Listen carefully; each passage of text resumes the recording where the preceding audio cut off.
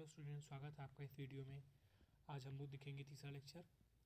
तो फटाफट से आप चैनल को सब्सक्राइब कर लीजिए। चलिए शुरू करते हैं इसका लेक्चर। ओके, क्वेश्चन नंबर 31 हमने इसके पहले तक का कर लिया है, तो इसके आगे का हम लोग देख रहे हैं इसे। ठीक है। प्रसिद्ध 10 राजाओं का युद्ध दास राज युद्ध किस नदी के तट पर लड़ा गया? सही आंसर होगा आपका ऑप्शन नंबर डी, परशुड़ी नदी के तट पर जो है आपका यह लड़ा गया। ठीक है। क्वेश्चन नंबर 32 धर्मशास्त्रों में भू राजस्व की दर क्या है? सही आंसर है आपका ऑप्शन नंबर सी। इसे हम लोग करेंगे टिक और बढ़ेंगे आगे। क्वेश्चन नंबर 33 800 ईसा पूर्व। मैं आपको सारे क्वेश्चन पढ़ के फटाफट से बताता चलूँगा। ऑप्शंस को मैं पढ़ूंगा नहीं, ताकि आपको जल्दी से जल्दी रिवीजन हो जाए और आपका सिलेबस कंप्लीट हो। ठीक है। तो देखिए क्वेश्चन नंबर अगला अपना, क्वेश्चन नंबर 33 800 ईसा पूर्व से 600 ईसा पूर्व का काल किस युग से जुड़ा है? तो सही आंसर है आपका ऑप्शन नंबर ए, ब्राह्मण युग। इसे हम लोग टिक करेंगे और बढ़ेंगे आगे क्वेश्चन नंबर 34 की तरफ। किस काल में अछूत की अवधारणा स्पष्ट रूप से उदित हुई? सही आंसर आपका ऑप्शन नंबर डी, धर्मशास्त्र के काल में। इसे करेंगे टिक, बढ़ेंगे आगे क्वेश्चन नंबर 35 एशिया माइनर स्थित बोगाज कोई का महत्व इसलिए है कि। इसका सही आंसर आपका ऑप्शन नंबर ए, वहाँ से जो अभिलेख प्राप्त हुए हैं उनमें 4 वैदिक देवताओं का जिक्र है, जिनके नाम निम्नवत हैं। इंद्र, वरुण, मित्र का उल्लेख मिलता है।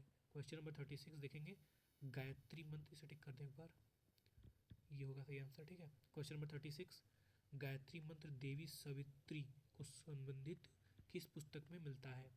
तो सही आंसर आपका ऑप्शन नंबर ए, ऋग्वेद में मिलता है। इसे टिक करेंगे और बढ़ेंगे आगे। ठीक है। क्वेश्चन नंबर 37 न्याय दर्शन को प्रचारित किया था? सही आंसर है आपका ऑप्शन नंबर बी, गौतम ने। न्याय दर्शन को गौतम ने प्रचारित किया था। क्वेश्चन नंबर 38 प्राचीन भारत में निष्क से जाने जाते थे? तो सही आंसर है आपका ऑप्शन नंबर ए, स्वर्ण आभूषण, जिन्हें हम लोग प्राचीन काल में अन्य नाम से जानते थे। ठीक है। क्वेश्चन नंबर 39 मतलब निष्क से जानते थे। ठीक है।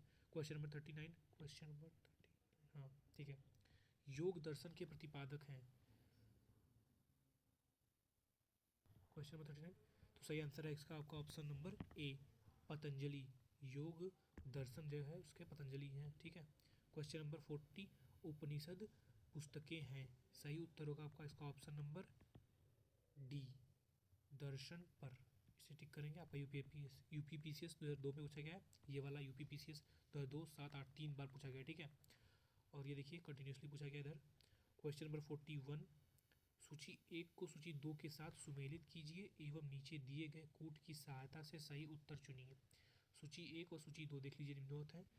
तो ए है ऋग्वेद, तो इसका सही आंसर मतलब आपका जो होगा टिक करेंगे हम लोग। तो उसके पहले देख लेता हूँ मैं। ऑप्शन बी यजुर्वेद, और ये option C Samaveda, option D Atharvaveda.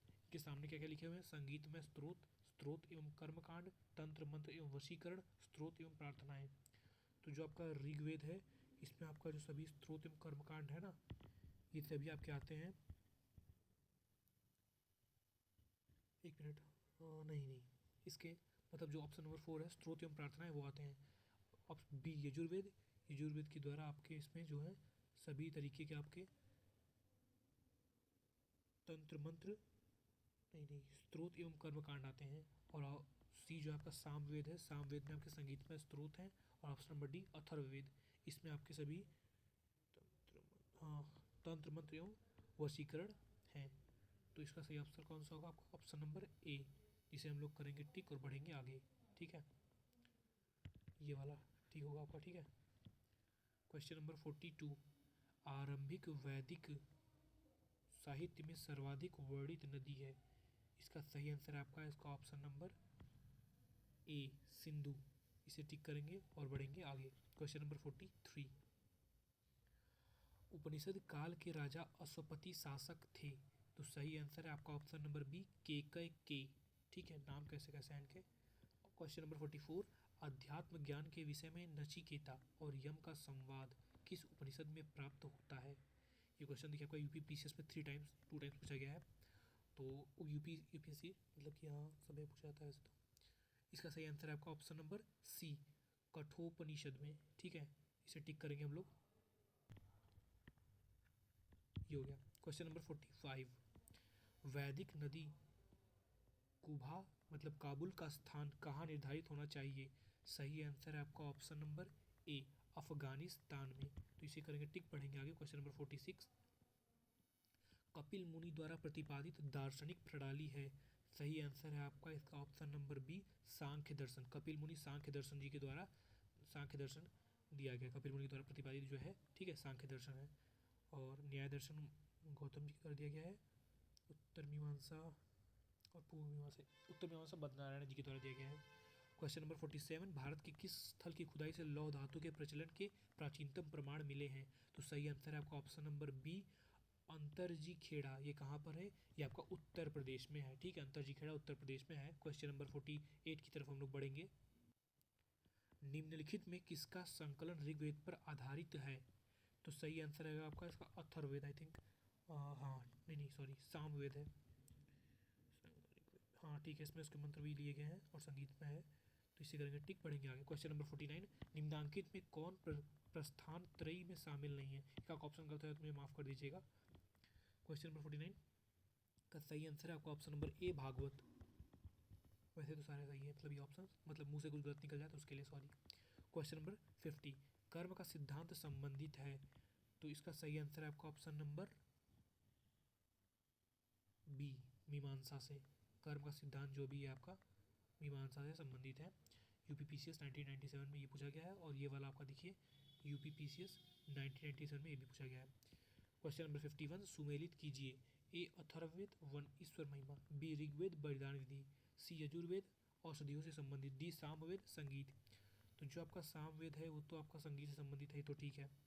और फिर देखिए इसमें ऑप्शन देखिए दिया है ना, इसमें दो में आप देखेंगे तो 4 दिया है, मतलब ये दोनों ऑप्शन तो होंगे ही नहीं, ठीक है। इसके बाद देखते हैं ऋग्वेद। ऋग्वेद में आपकी अथर्ववेद, यजुर्वेद, ऋग्वेद, सामवेद, यजुर्वेद। जो आपका यजुर्वेद है उसमें औषधियों के बारे में बताया गया है वैसे तो, ठीक है। और इसमें यजुर्वेद, ऋग्वेद, यजुर्वेद, बलिदान की विधि, इसका सही आंसर आपका जो होगा ना, अथर्ववेद जो है इसमें आपका आता है, एक मिनट, संगीत से हो गया, अथर्ववेद बलिदान विधि आता है इसमें, नहीं, अथर्ववेद में ईश्वर की महिमा, ठीक है। और अथर्ववेद में औषधियों से संबंधित है, अथर्ववेद आपके औषधियों से संबंधित है।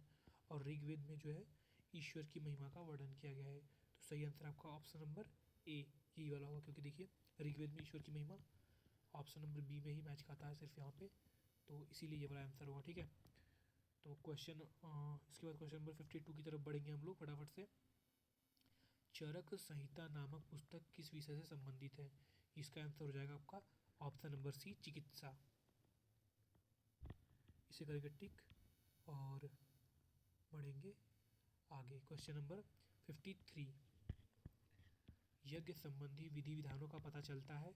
तो सही आंसर है आपका इसमें ऑप्शन नंबर डी, यजुर्वेद से, ठीक है। क्वेश्चन नंबर 44,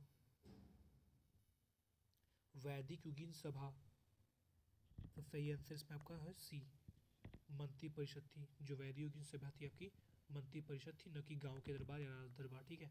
क्वेश्चन नंबर 55, वैदिक युग में प्रचलित लोकप्रिय शासन प्रणाली थी? तो सही आंसर है आपका इसका ऑप्शन नंबर सी, गणतंत्र। इसे हम लोग टिक करेंगे, गणतंत्र। क्वेश्चन नंबर 56, सबसे प्राचीन वेद कौन सा है? तो सही आंसर है आपका ऑप्शन नंबर ए, ये तो मुझे लगता है सबको पता होगा, ऋग्वेद, ठीक है। इसे टिक करेंगे फटाफट से और तुरंत आगे बढ़ेंगे अगले क्वेश्चन की तरफ। क्वेश्चन नंबर, एक मिनट, क्वेश्चन नंबर 57, निम्नलिखित में से कौन भारतीय दर्शन की आरंभिक विचारधारा है? तो इसका जो आपका सही आंसर होगा वो है आपका ऑप्शन नंबर ए, सांख्य दर्शन। सांख्य दर्शन जो है आपका, ये आपके कपिल मुनि जी ने दी है ना, सबसे पुराना दर्शन यही है, यही आपका सही आंसर होगा। क्वेश्चन नंबर 58, सांख्य, योग, न्याय, वैशेषिक, मीमांसा एवं वेदांत, इन 6 भिन्न भारतीय दर्शनों की स्पष्ट रूप से अभिव्यक्ति हुई? तो सही आंसर होगा इसका ऑप्शन नंबर ए, वैदिक युग में। तो इसे हम लोग टिक करने से पहले, हाँ ठीक है। क्वेश्चन नंबर 59, निम्नलिखित में वह दस्तकारी कौन सी है जो आर्यों द्वारा व्यवहार में नहीं लाई गई थी? 58 का तो आंसर ए होगा, ठीक है ना। और 59 का आंसर कौन सा है आपका? ऑप्शन नंबर डी, वो है आपका लुहार, लुहारगिरी। आपने देखा होगा कि इसमें मतलब लोग लोहार जो थे, लोहा का वहाँ पे काम नहीं था उतना, ठीक है, यूज़ नहीं करवाते थे उसका वो। क्वेश्चन नंबर 60, सुमेलित कीजिए सूची 1 से सूची 2 को सुमेलित करना है। आयुर्वेद, धनुर्वेद, गंधर्ववेद, ठीक है, और इधर देखिए यजुर्वेद और शिल्पवेद, अर्थशास्त्र, यजुर्वेद, सामवेद, अथर्ववेद, इन सबको सुमेलित करना है। तो आयुर्वेद जो मिलता है आपका, और ऋग्वेद में जैसे काफ़ी कुछ है, उसमें आपके सोमरस का भी व्याख्यान है, 10 राजाओं का युद्ध हुआ था 10वें मंडल में, वो भी दिया गया है। और इसमें तीसरे मंडल में जो है आपका, एक मिनट, हाँ, तीसरे में आपके गायत्री मंत्र का जिक्र है। ऋग्वेद में टोटल 10 मंडल हैं आपके, ठीक, 10 मंडल हैं, और 1028 सूक्त हैं, ठीक है। और ऋग्वेद को जो गाते हुए थे उन्हें होत्री बोलते थे। और इसका सही आंसर है आपका ऑप्शन नंबर ए। तो इसे हम लोग टिक कर देते हैं, ये वाला, ठीक है। ये आपको ऑप्शन दे रखे हैं, इसको टिक करना है, तो ये वाला आपका सही आंसर हो जाएगा, ये वाला, ठीक है। क्वेश्चन नंबर 61 की तरफ बढ़ेंगे हम लोग। ऋग्वेद के किन 6 मंडलों को वंश मंडल, गोत्र मंडल कहा जाता है? तो सही आंसर होगा आपका ऑप्शन नंबर ए, दूसरे मंडल से 7वें मंडल तक को जो है आपका वंश मंडल या गोत्र मंडल, जो भी बोला कह सकते हैं। क्वेश्चन नंबर 62, किस वेद में जादुई माया और वशीकरण, मैजिकल चार्म्स, ठीक है, वशीकरण स्पेल्स का वर्णन है? तो सही आंसर होगा आपका ऑप्शन नंबर डी, अथर्ववेद। इसमें जादुई मंत्रों का उल्लेख मिलेगा आपको। क्वेश्चन नंबर 63, आर्य शब्द इंगित करता है? तो सही आंसर हो जाएगा आपका ऑप्शन नंबर डी, श्रेष्ठ वंशज को, आर्य शब्द जो है श्रेष्ठ वंशों को डिनोट करता है। क्वेश्चन नंबर 64, ऋग्वेद में कुल कितने मंडल हैं? तो इसको देखिए, इसका मैंने बताया था ना आपको, 10 मंडल, थोड़ा कन्फ्यूज था वैसे, लेकिन सही है 10, ठीक है। इसको टिक करेंगे फटाफट से। ऋग्वेद में कितने मंडल है आपके? 10, 10वें मंडल आपके। किसका जिक्र है इसमें, इसको टिक करिए पहले। और वर्ड व्यवस्था का जिक्र जो है इसमें है, ठीक है। फिर क्वेश्चन नंबर 65, आर्य भारत में संभवतः आए? तो इसका सही आंसर है आपका हाँ, मध्य एशिया से। इसे टिक करेंगे और बढ़ेंगे आगे। क्वेश्चन नंबर 66, कौन सा वेद अंशतः गद्य रूप में भी रचित है? तो सही आंसर आपका इसका ऑप्शन नंबर बी, यजुर्वेद है, ठीक है। इसे गद्य और पद्य दोनों में रचा गया है। क्वेश्चन नंबर 67, सभा और समिति प्रजापति की 2 पुत्रियां थी का उल्लेख किस वेद में मिलता है? तो सही आंसर इसका आपका है ऑप्शन नंबर डी, अथर्ववेद में, ठीक है। इसे टिक करेंगे और बढ़ेंगे आगे। क्वेश्चन नंबर 68, वैसे सबसे पुराना वेद, सबसे नया वेद में यही माना जाता है। और क्वेश्चन नंबर 68 जो आपका ऋग्वैदिक युग की प्राचीनतम संस्था कौन सी थी? तो इसका सही आंसर होगा आपका ऑप्शन नंबर सी, विदथ। इसे टिक करेंगे। और क्वेश्चन नंबर 69, ब्राह्मण ग्रंथों में सर्वाधिक प्राचीन कौन है? तो इसमें आपका आई थिंक ऐतरेय ब्राह्मण आ जाएगा, नहीं, शतपथ ब्राह्मण, ये सबसे पुराना है, तो इसे टिक करेंगे। क्वेश्चन नंबर 69 का जो है ना, ठीक है, ये होगा। और फिर शतपथ ब्राह्मण। क्वेश्चन नंबर 70, गोत्र गोत्र गोत्र व्यवस्था प्रचलन में कब आई? तो सही आंसर आपका ऑप्शन नंबर बी, उत्तर वैदिक काल। गोत्र व्यवस्था आपका उत्तर वैदिक काल में जो है प्रचलन में आई, ठीक है। क्वेश्चन नंबर 71, अनुलोम विवाह का अर्थ उच्च वर्ण पुरुष का निम्न वर्ण नारी के साथ विवाह। इसे करेंगे टिक और बढ़ेंगे आगे। क्वेश्चन नंबर 72, प्रतिलोम विवाह तब माना जाता था जब, उसका उल्टा ही होगा, समझ सकते हैं आप लोग, उच्च वर्ण का पुरुष नहीं बल्कि उच्च वर्ण की महिला होगी, और जब उच्च वर्ण की नारी निम्न वर्ण के, तो वो निम्न वर्ण के पुरुष के साथ विवाह कर लेती थी, इसे बोलेंगे, और क्या, अनुलोम प्रतिलोम। क्वेश्चन नंबर 73, वैदिक युग में यव कहा जाता था? तो सही आंसर होगा आपका ऑप्शन नंबर बी, जौ को बोलते थे यव, मिलेट्स को। 2023 आपका मिलेट्स ईयर था वैसे तो, अब तो 25 आ गया है ना, देखते हैं। क्वेश्चन नंबर 74, और 2024 में मतलब कि बूढ़ों का लोग कैसा बोला गया था उसका मुझे याद नहीं है भाई, देखते हैं बाद में बताऊंगा। क्वेश्चन नंबर 74, व्रीहि शब्द किसके लिए प्रयुक्त हुआ है?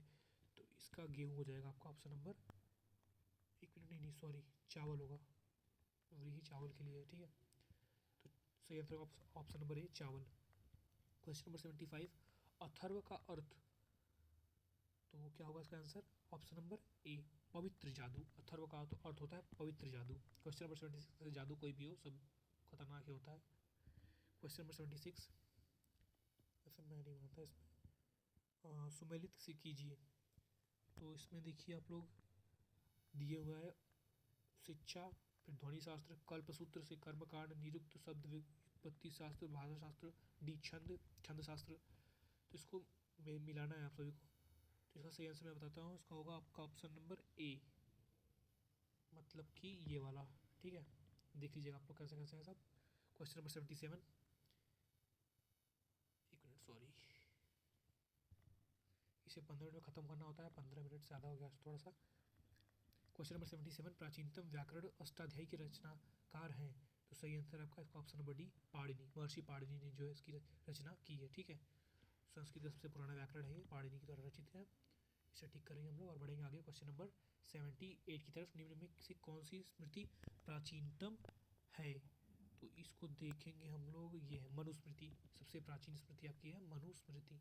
ठीक है, और इसे ठीक करेंगे, बढ़ेंगे आगे क्वेश्चन नंबर 79, आदि काव्य की संज्ञा किसे दी जाती है? तो सही आंसर होगा इसका आपका ऑप्शन नंबर ए, रामायण को। आदि काव्य की सही आंसर है आपका इसका रामायण।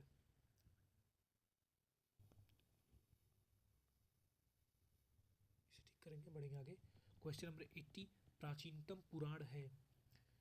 तो सही आंसर इसका आपका ऑप्शन नंबर ए, मत्स्य पुराण। इसे ठीक करेंगे और इसी के साथ आज का आपका सेशन खत्म होता है। अगले लेक्चर में हम लोग इसके आगे क्वेश्चंस करेंगे। तो चलिए, आज के लिए गुड बाय।